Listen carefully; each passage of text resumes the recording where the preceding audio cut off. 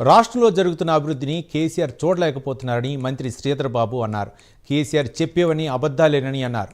Global సమ్మిట్లో జరిగిన ఎంఓయూలను చాలా తేలిగ్గా కొట్టిపారేశారని, పారిశ్రామికవేత్తలను నిరుత్సాహపరిచేలా కేసీఆర్ మాట్లాడారని అన్నారు. కేసీఆర్ హయాంలో చాలా ఒప్పందాలు జరిగాయన్న శ్రీధర్ బాబు కంపెనీలు వాటికి అనుకూలంగా ఉన్న రాష్ట్రాల్లో పెట్టుబడులు పెడతాయని చెప్పుకొచ్చారు. చేస్తున్న అభివృద్ధిని కేసీఆర్ ఎందుకు చూడలేకపోతున్నారో అర్థం కావట్లేదన్నారు మంత్రి శ్రీధర్ బాబు. ఒకవైపు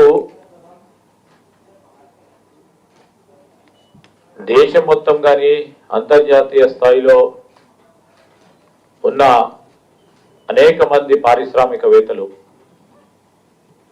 తెలంగాణ రాష్ట్రం వైపు చూస్తూ ఉంటే, మరొక వైపు రాష్ట్రంలో పెట్టుబడులు రావద్దు, పరిశ్రమలు అసలే వద్దు, నిరుద్యోగ యువతకి ఉద్యోగాలు రావద్దని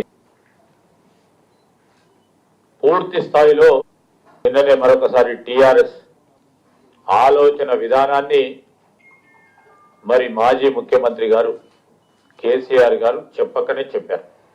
వారి మాటల్లో అదే ధ్వనిస్తా ఉంది. గ్లోబల్ సమ్మిట్ కు సంబంధించి